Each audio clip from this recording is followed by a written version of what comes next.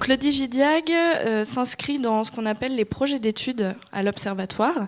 On a pu remarquer que de nombreuses entreprises membres du réseau avaient lancé ou sont en train de lancer un programme de transformation digitale, en interne. Et en fait, le but de l'enquête est d'observer les tendances actuelles en termes de transformation digitale dans les entreprises participantes pour faire avancer la réflexion autour de cette thématique et toujours dans un esprit de partage, faire avancer la réflexion autour de travail et digital du réseau de l'Observatoire. Donc l'objectif premier de ce questionnaire était de construire quelque chose de simple, de rapide. Donc on a pu faire ça, le questionnaire peut se remplir en moins de 4 minutes, mais surtout dont les résultats pourraient évidemment servir aux entreprises et qu'elles puissent avoir un réel diagnostic sur l'impact de leur programme de transformation digitale en interne et surtout sur la perception qu'en ont les salariés dans leur entreprise. Donc on est parti, comme vous pouvez le voir, de 4 mots-clés qui, selon nous, sont les mots-clés qui fondent un programme de transformation digitale en interne, qui sont sensibilisés, formés, utilisés et analysés. Et donc ces 4 mots-clés ont été un peu le fil rouge de notre questionnaire tout au long de la construction.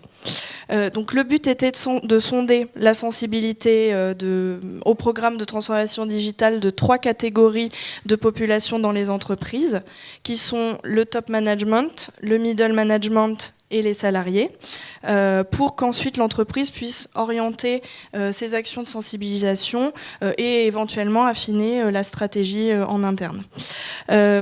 Donc pour terminer, donc ce que je peux vous dire, c'est qu'il a été construit par l'équipe projet, composée de 3 personnes. On a pu tester le questionnaire sur une entreprise pilote, ce qui nous a permis de pouvoir avoir un peu un retour sur l'impact qu'il avait, d'une part sur l'entreprise elle-même et aussi sur les salariés qui ont pu y répondre. Donc on a lancé officiellement le projet en septembre dernier. Actuellement, il y a une dizaine d'entreprises participantes et on est assez fiers de pouvoir dire qu'on a des taux de réponse plutôt très bons, puisqu'on a une majorité de taux de réponse qui est supérieure à 20% dans les entreprises, voire même parfois on atteint les 50% de taux de réponse, donc ce qui est plutôt, ce qui montre vraiment que les salariés ont un intérêt dans cette problématique-là. Donc pour finir, donc on va prolonger le DigiDiag jusqu'en juin prochain. Donc j'en profite d'être là pour faire un petit appel à candidature. Si vous êtes intéressés, n'hésitez pas à nous contacter pour participer à cette belle aventure. Le DigiDiag a déjà permis d'avoir des résultats pour chaque entreprise qui a participé, donc qui ont été restitués à chaque entreprise. Et à partir de tous ces résultats, on peut identifier 2 grandes tendances qui correspondent en fait à 2 stades d'avancement de la stratégie ou du programme de transformation digitale. Donc la première grande tendance, qui correspond à un stade où l'entreprise vient de lancer sa stratégie, c'est une tendance où le digital est souvent perçu comme sous l'angle uniquement de la mobilité, du travail à distance. Donc le digital est plus vu comme un outil au service notamment du travail à distance. Et d'ailleurs, les questions qui portent sur le travail à distance recueillent des scores très élevés, aux alentours de 80-90%. Dans cette tendance, le digital, qui est vu comme un outil, n'est pas du tout mis au service de la reconnaissance ou de la valorisation individuelle. Et ce sont d'ailleurs les questions qui recueillent des scores très faibles, aux alentours plutôt de 10%.